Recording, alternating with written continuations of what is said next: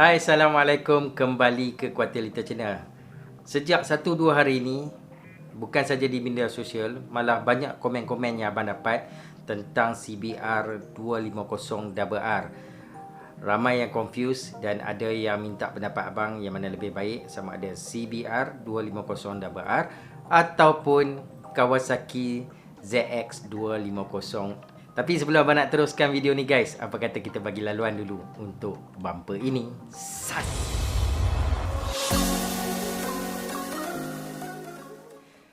So, hai korang, bersama Abang GQLC. Seperti biasa di channel abang ni, abang banyak mempaparkan tentang pemotoran, review part dan aksesori vlog. Dan abang juga ada share beberapa tips untuk YouTubers bermula. Dan bagi korang yang baru singgah kat channel ni, abang nak ajak korang untuk subscribe dan tekan butang loceng untuk dapatkan notifikasi setiap kali abang ada upload ataupun update video-video terbaru di channel YouTube QLC. Dan korang juga boleh follow rapat abang di semua social media, di Facebook, Instagram, Twitter, blog dan sebagainya. Semuanya abang akan letakkan link di bawah. Jom kita bincang tengok guys. Hari ni kita nak discuss ataupun kita nak bincang yang mana lebih baik, yang mana lebih bagus dan sebagainya. So hari ni abang nak bercerita ataupun kita nak kupas lah konteks ataupun isu dalam Malaysia guys. Dalam Malaysia ni, motosikal yang berkuasa 250 sport bike tak banyak guys. Contohnya ada Yamaha 25, kita ada Kawasaki 250, kita juga ada brand China punya motosikal. Dan yang terbaru sekali adalah daripada Honda, iaitu CBR 250RR. Yang ni yang paling latest, yang telah lancar secara ofisialnya jualan di Malaysia pada 18 hari bulan Disember. Maksud dia baru dalam 2 hari dilancarkan di Malaysia. So, bagi korang punya soalan, yang mana lebih baik? Sebenarnya soalan tu dia klise sikit guys. Terpulang kepada korang. Korang kalau minat kepada Kawasaki ZX, korang boleh tunggu saja motor tu. Kita tak tahulah, mungkin bulan jatuh ke riba.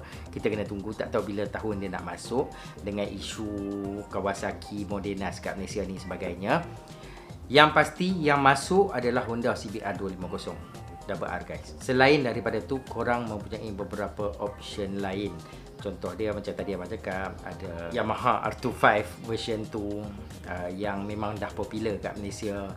Dan kelebihan yang terdapat dekat Honda ni sebenarnya telah jauh lebih advance ataupun jauh lebih tinggi dia punya spek berbanding dengan jentera-jentera yang terdapat jualan di Malaysia.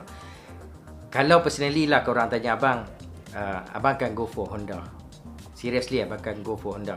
Dengan tawaran harga hanya RM25,999, korang akan dapat motosikal yang paling berkuasa dalam kelas 250, 2 silinder. Korang kena jelas, 2 silinder.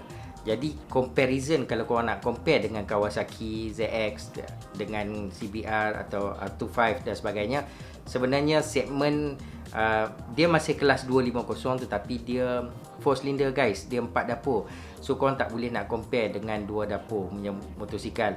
Dan bagi pendapat abang sendiri, dari segi faktor harga, sudah tentu Kawasaki akan tampil dengan harga yang jauh lebih mahal berbanding dengan Honda dan Yamaha. Dan pada ketika ini, kalaulah motosikal yang kita nak pilih guys, abang rasa Honda CBR 250 adalah pilihan yang terbaik dengan tawaran yang pihak Honda bagi, iaitu Honda kali ini tampil dengan generasi yang terbaru, iaitu SP, yang mana dia hadir dengan slipper clutch, dia hadir dengan quick shifter auto flipper, dengan dipertingkatkan horsepower dia, newton meter torque dia juga meningkat. Walaupun dari segi look dia tak banyak berubah, tetapi dia datang dengan upside down punya fork di bahagian hadapan, dan juga aluminium swing arm di bahagian belakang yang menampakkan motosikal ni sangat handsome, sangat-sangat menarik dengan dia punya cutting, fairing, aerodinamik dan sebagainya, membuatkan motosikal tu abang rasa antara motosikal yang paling cantik yang hadir untuk tahun 2020 di hujung tahun ni. Dan ada jugalah sahabat-sahabat kita, kawan-kawan kita daripada Indonesia juga cakap motor dah basi dan sebagainya. Sebenarnya mungkin diorang pun ada yang faham, ada yang tak faham. Generasi kedua Honda ni bukannya generasi yang pertama yang launch dulu 2016 di Indonesia. Malah generasi yang terkini ini baru launch 2020 juga terdapat di Indonesia, di Jepun, di Thailand, di Malaysia dan di seluruh orang cakap dunia yang mana Honda bawa masuk. Dan generasi kedua ni dia tampil sudah tentu ataupun sudah pasti abang rasa dengan pengubahsuaian dari segi dia punya power dekat enjin dan sebagainya, menjadikan motosikal ni yang paling berkuasa dalam kelas dia guys. Dan abang juga ada tengok beberapa ujian yang telah diorang buat dengan Kawasaki ZX250, menampakkan CBR mempunyai kuasa yang lebih tinggi di dalam litar, dalam orang cakap dalam pengenalan lah, dalam litar dari segi cornering dan juga top speed dalam litar. Of course lah abang rasa kalau lah kita ambil side by side antara Kawasaki dan Honda, kalau buat top speed saja, of course Kawasaki ZX 250 mungkin boleh leading, boleh potong double R. Tapi dalam litar kita tahulah litar dia punya top speed pun dalam kalau lintas Sepang maybe dalam 800 meter, maksud dia tak sampailah 1 atau 2 kilo. Dan juga cornering dan sebagainya, power Honda bagi untuk torque pada tak silap pada 13,000 rpm tu menjadikan motosikal ni yang paling berkuasa dalam kelas dia guys. Okey, faktor yang kedua kenapa korang kena pilih untuk CBR ni, selain daripada harga yang abang rasakan pihak Honda tawarkan di Malaysia yang cukup berbaloi dengan baru RM25,999 tu, motosikal ni dia kompetitif dekat market. So korang yang abang rasa bekerja gaji yang tak sampai RM2,000 pun masih mampu untuk menggunakan atau untuk mendapatkan CBR ni guys. Berbanding kalau Kawasaki masuk, abang rasa sudah pasti harga dia yang pertama mesti mahal, okey. Dan juga personally kalau dari segi reka bentuk, abang cakap buat masa sekarang ni Honda yang paling elok, paling cantik. Mungkin setiap orang mempunyai pandangan yang berbeza. Dan kalau korang juga ada pandangan yang berbeza, korang boleh letakkan pendapat korang di ruang komen nanti. Abang nak tengok juga kan, korang boleh tengok dekat mana. Tetapi kalau dari segi sound ataupun bunyi, memanglah tak buat comparison. Tak boleh buat comparison guys. Sudah pasti bunyi 4 silinder lebih padu, lebih sedap, lebih nyaring, lebih power, alunan dia lebih sedap dan sebagainya. Yang ni abang tak nafikan.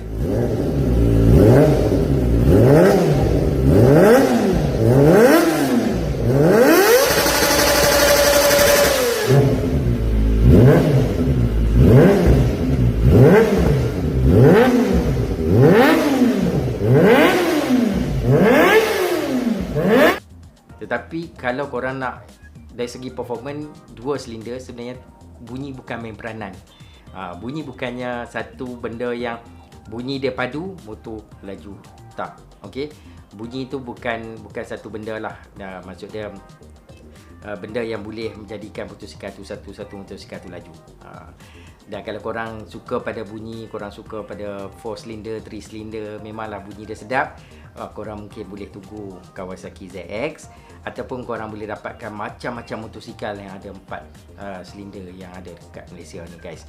Tetapi kalau untuk 250, of course lah korang kena tunggu ZX 250 untuk 4 silinder. Selain daripada kita cakap pasal rupa, pasal bunyi, pasal kuasa, pasal power dan sebagainya, baru-baru ni juga diorang ada buat ujian dekat atas dyno dengan comparison dengan Yamaha R3 guys. Abang tengok.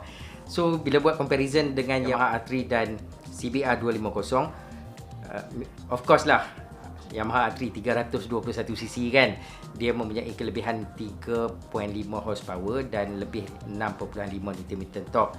Tetapi bukanlah kita nak buat pengukur antara Yamaha R3 dan juga CBR 250. Of course lah CBR 250 walaupun dia kalah dengan Yamaha R3 punya dari segi comparison atas mesin dyno, tetapi realiti dia motosikal Honda tadi dia 250 guys. Bila dia 250, of course dia menang. Walaupun dia kalah atas dyno, tetapi realiti dia menang guys. Sebab dari segi power delivery dengan torque dia, untuk Jentera 250 memang dia paling berkuasa. Okey, seterusnya kenapa korang kena tengok CBR 250 ni guys. Sebab CBR 250 ni korang tak payah nak buat apa dah. Sebab dia didatangkan dengan 3 mood, iaitu korang boleh bawa comfort, sport dan sport plus. dia ada auto blipper, dia ada ABS, okey. Benda-benda ni semua abang rasa dah cukup full package untuk motosikal ni. Korang bawa keluar, korang mungkinlah nak ada buah suaian sikit, mungkin nak pasang exhaust, nak pasang footrest, aksesori lah kita cakap kan.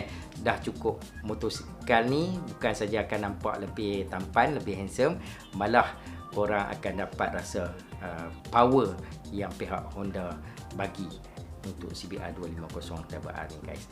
So abang rasa itulah sedikit perkongsian abang antara comparison yang banyak korang nak compare sangat, sebab CBR 250 dengan Kawasaki ZX 250 ni bagi abang ini bukanlah platform untuk kita cakap yang mana baik ataupun yang mana buruk. Terpulang kepada masing-masing punya minat. Setengah orang ni minat kepada Kawasaki, kepada Honda ataupun kepada Yamaha ataupun jenama-jenama lain. Tepuk dada, tanya selera. Ukurlah baju di badan sendiri. Sampai jumpa lagi di lain video. Assalamualaikum, Kuatir Little Channel. Bye guys.